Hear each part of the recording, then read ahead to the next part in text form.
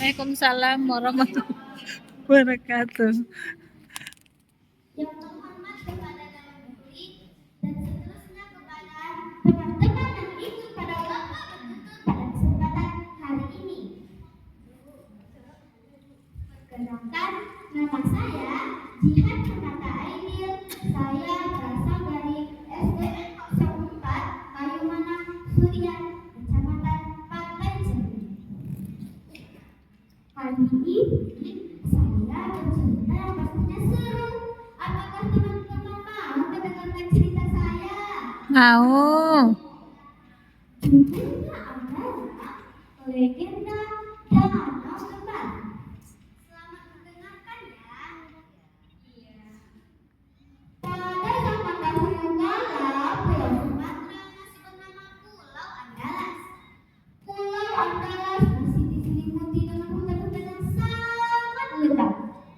Di dekat hutan itu ada sebuah kampung, dan penduduk kampung itu ada seorang kakek-kakek atau disebut dengan Inyak dan Bahan. Mengapa disebut dengan Inyak dan Bahan?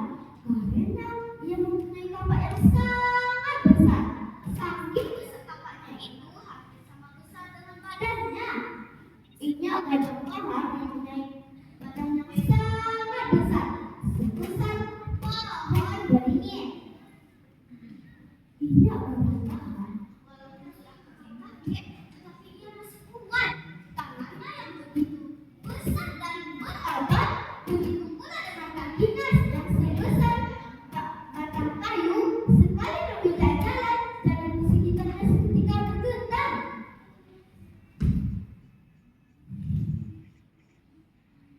Inyak dan Bahan makannya sangat banyak sekali. Sekali makan bisa menghabiskan seperti nasi dan lauk. Walaupun Inyak dan Bahan makannya sangat banyak sekali, tetapi ia sangat rajin bekerja. Dan pada suatu hari ketika Inyak dan Bahan mau pergi bekerja, ia bertemu dengan nenek-nenek Tualenta.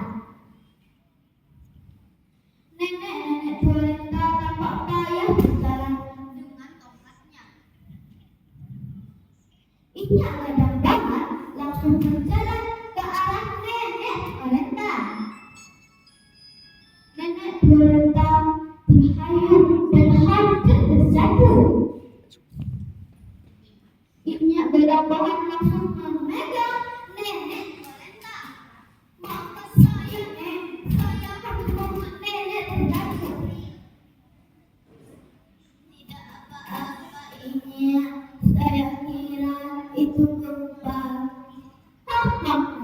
Gempa apa, Nek? Hanya nenek saja yang merasakannya.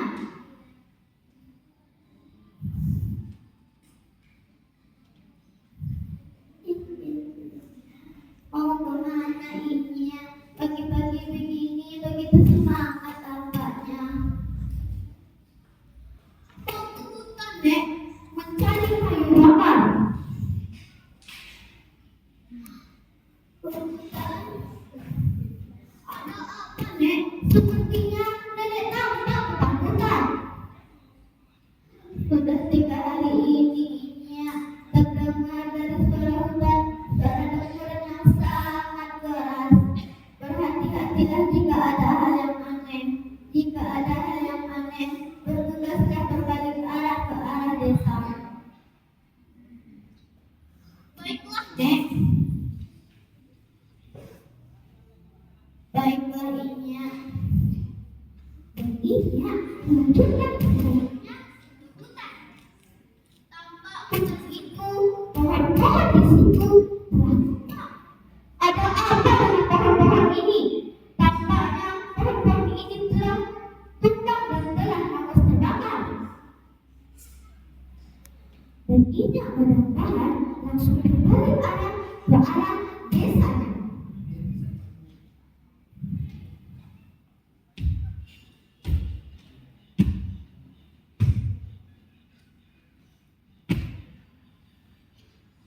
Setelah berbalik arah, tetapi sayangnya mata yang sangat besar menatap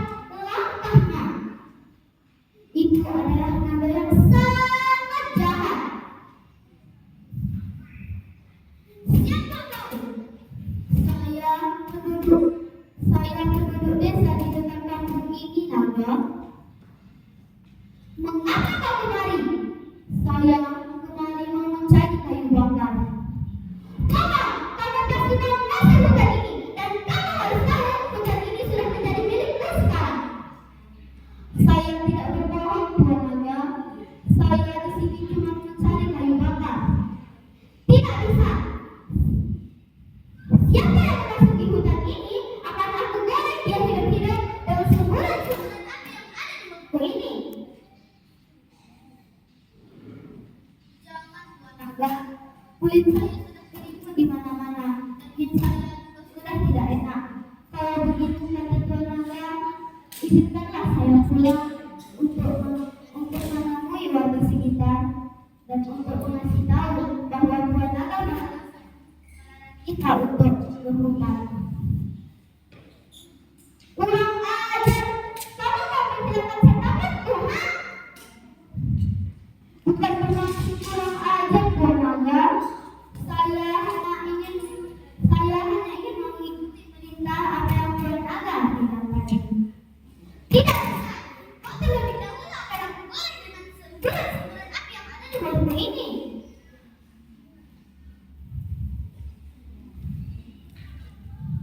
Jangan, Tuan Naga.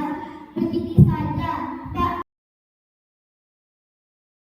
Kekuatan Tuan Naga sudah semakin berkurang. Aku punya usul, Tuan Naga.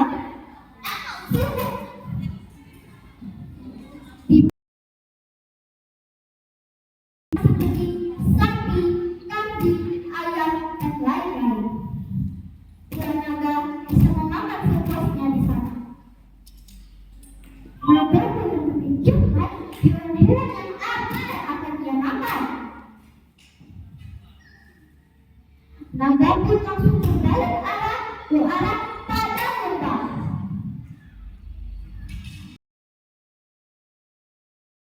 Di padang lembah, naga bertemu dengan satu ekor sapi. Ia langsung memaksa sapi tersebut dengan semburan api.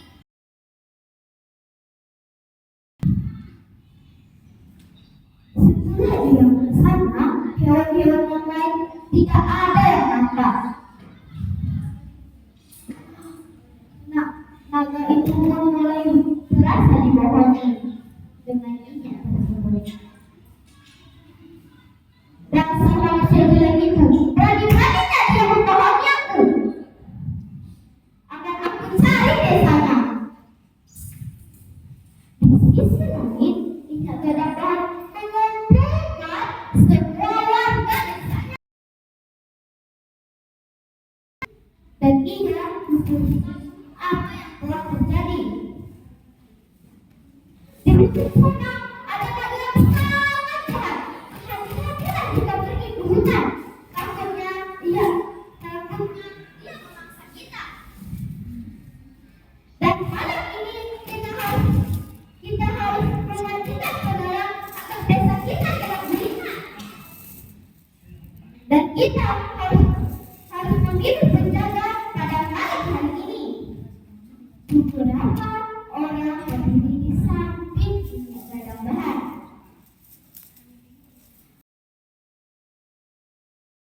Yang jahat berputar-putar mencari desa minyak bahan.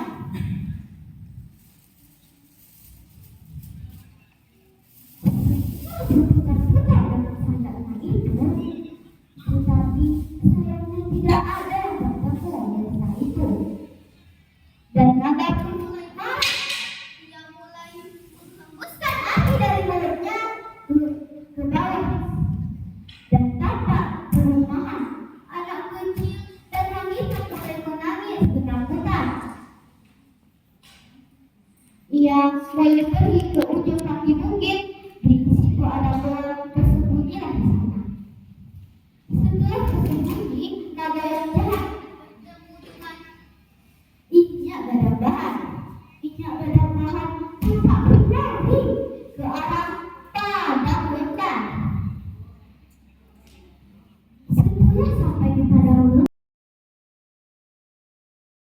minyak bahan dan naga yang jahat mulai berenang.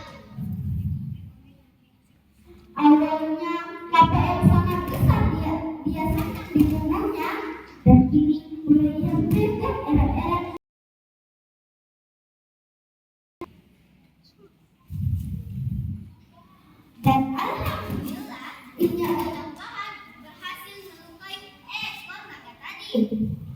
Naga pun jadi kesakitan. Ia pun mulai marah. Dan Inja Gajah Bahan bersiap untuk menangkis semburan api dari mulutnya tersebut.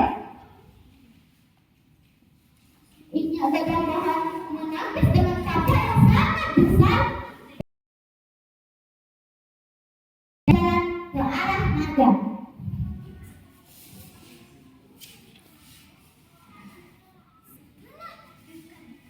Naga, Inja Gajah Bahan melemparkan kapalnya dan tepat kepada naga itu.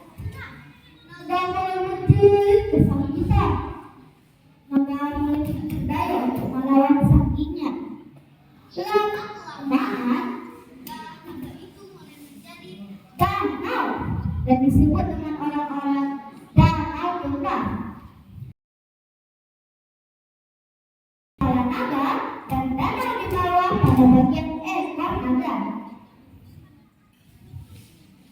Dan daerah danau itu disebut dengan Alahan Panjang. Dan tempat itu disebut dengan Panjang. Baiklah, terima kasih sudah mendengarkan cerita saya dan kita dapat mengambil pesan dari cerita tersebut. Pesannya adalah kita tidak boleh rakus dalam hidup dan kita harus bersyukur apa yang Allah berikan. Baiklah, sampai di sini dulu cerita saya. Saya akhiri